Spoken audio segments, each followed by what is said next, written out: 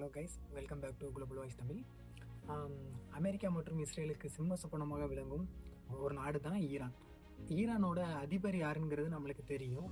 ஆனால் அந்த அதிபருக்கே ஃபுல் பவரை வழங்கக்கூடியது யாருன்னு பார்த்தீங்கன்னா அந்த நாட்டின் சுப்ரீம் லீடர்பாங்க, உயர் தலைவர். மொத்த அதிகாரத்தின் தன் கைக்குள் வச்சிருக்கும் ஒரு நிழல் உலக அரசன் அப்படின்பாங்க. நிழல் உலக அரசனாக விளங்கிய அயத்துல்லா அலி காமேனி சுப்ரீம் லீடர்பாங்க. அவரோட பின்னணி என்னங்கிறத மட்டும் நம்ம பார்ப்போம், சரிங்களா? 1939ஆம் ஆண்டு ஏப்ரல் 19ஆம் தேதி ஈரானின் புனித நகரான மசாது அப்படிங்கிற ஒரு இடத்துல பிறந்தாங்க. பிறக்கும் போதே ஒரு ஏழ்மையான மற்றும் மத சார்ந்த குடும்பத்துல பிறந்தாங்க. இவர் பாத்தீங்கன்னா சிறு வயதிலேயே இஸ்லாமிய கல்வியை பயில்வதில் மிகவும் ஆர்வமாக இருந்தார். பின்னர் பாத்தீங்கன்னா ஈரானின் புகழ்பெற்ற கோம் நகருக்கு சென்று அங்கு பாத்தீங்கன்னா ஈரானின் புரட்சிகர தந்தை அப்படின்பாங்க அயத்துல்லா ருக்கோலா கோமினியிடம் நேரடி கல்வி கற்றுக்கிட்டாங்க. இவர் பாத்தீங்கன்னா 1960 to 70 ஈரானிய ஆண்ட சா மன்னரின் ஆட்சிக்கு எதிராக தீவிரமாக போராடினார். சா மன்னரின் ரகசிய போலீஸான சாவாக் அப்படின்பாங்க, சேவியக்கு சாவாக்கால பல முறை கைது செய்யப்பட்டு கடுமையான சிறை தண்டனைகளை அனுபவிச்சிருக்காங்க. இஸ்லாமிய புரட்சிகள் மற்றும் ஆரம்ப கால பதவிகள். 1979 ஈரானில் ஏற்பட்ட இஸ்லாமிய புரட்சியால் இஸ்லாமிய குடியரசு நாடாக ஈரான் மாறியது. புதிய அரசியல்ல பாத்தீங்கன்னா காமேனி மிகப்பெரிய பதவியில வகித்தார். அதுல ஒண்ணு என்ன சொல்லுவாங்கன்னா புரட்சிகர காவல்படை IRGCன்பாங்க, அதோட தலைவராகவும், அது போக பாதுகாப்பு அமைச்சகத்திலையும் பாத்தீங்கன்னா துணை பொறுப்பு, இது போன்ற பல முக்கிய பொறுப்புல இவர் வகித்தார். 1981ஆம் ஆண்டு ஒரு மசூதியில உரையாற்றும் போது அப்போ பாத்தீங்கன்னா ஒரு வெடிகுண்டு தாக்குதல் நடத்தப்பட்டது. இதில் பாத்தீங்கன்னா அவரோட வலது கை கடுமையாக பாதிக்கப்பட்டது. அந்த தாக்குதலில் இருந்து இன்று வரைக்கும் அவரது வலது கையை சரியாக பயன்படுத்த முடியாத லெவலுக்கு அந்த தாக்குதல் இருந்துச்சு. ஈரானின் அதிபர் பதவி 1981 to 89 அப்படின்பாங்க. இந்த காலகட்டத்தில் பாத்தீங்கன்னா காமேனி ஈரானின் 3வது பிரசிடென்டாக தேர்வு செய்யப்பட்டார்.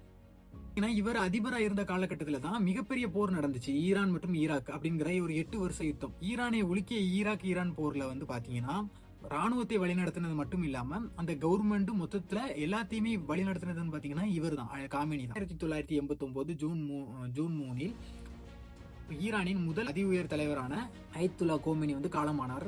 ஜூன் 4 அதுக்கு அடுத்த நாள் பாத்தீங்கன்னா ஈரானின் அசம்பிளி ஆஃப் எக்ஸ்பர்ட் அப்படின்பாங்க மத குழு தலைவர்கள் அடுத்த நாளே அலி காமேனியை ஈரானின் புதிய உச்ச தலைவராக ஒருமனதாக தேர்வு செஞ்சாங்க. இவரை நல்லா பாத்தீங்கன்னா ஈரானின் அரசியலமைப்பு சட்டத்தின்படி அதிபரை காட்டிலும் உச்ச தலைவர்ங்கிறது சுப்ரீம் லீடர்ங்கிறவங்களுக்கு தான் பவர் அதிகம்.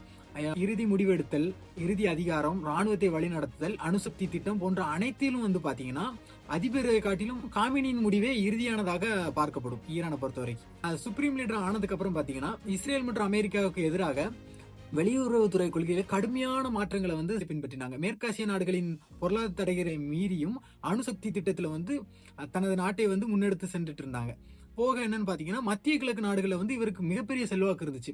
ஏமனின் ஹூத்திஸ்கள், லெபனானின் ஹிஸ்புல்லாஸ், சிரியா போன்ற பல அமைப்புகளுக்கு ஆதரவளித்து மத்திய கிழக்கில் மிகப்பெரிய ஈரானிய ஆதிக்கத்தை நிலைநாட்டி இருந்தார். சியா முஸ்லிம்கள் பின்பற்றுறதும் ஒரு சில நாடுகள் இருக்காங்க. அதுல பாத்தீங்கன்னா ஏமன் இந்த மாதிரி கண்ட்ரி எல்லாம் பாத்தீங்கன்னா சியா முஸ்லிம், மேக்சிமம் அதிகமா சியா முஸ்லிம் தான் இருப்பாங்க. இவங்க பாத்தீங்கன்னா அயத்துல்லா அலி காமேனியை மிகப்பெரிய தலைவராக போற்றக்கூடியவங்க. அப்படிங்கும்போது இவர் மிகப்பெரிய செல்வாக்கு பெற்றவங்க. ஆனா இவருக்கு இவ்வளவு பெரிய செல்வாக்கு மக்கள் மத்தியில இருந்தாலும் ஆனா நாணயத்தின் இரு பக்கங்கள் அப்படின்னு மாதிரி சொல்லுவாங்க.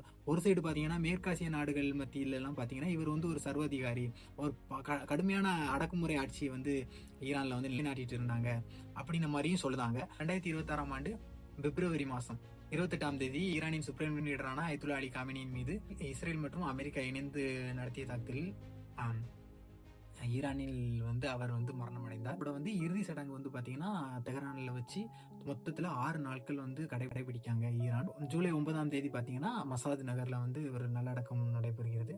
நம்ம என்னதான் இருந்தாலும் ஒரு தலைவராக தான் அவரை இன்னும் மக்கள் பார்க்காங்க ஈரான்லாம். அப்படிங்கும்போது நம்மளும் இதுக்கு இரக்கல் தெரிவிச்சுக்கிடுவோம்.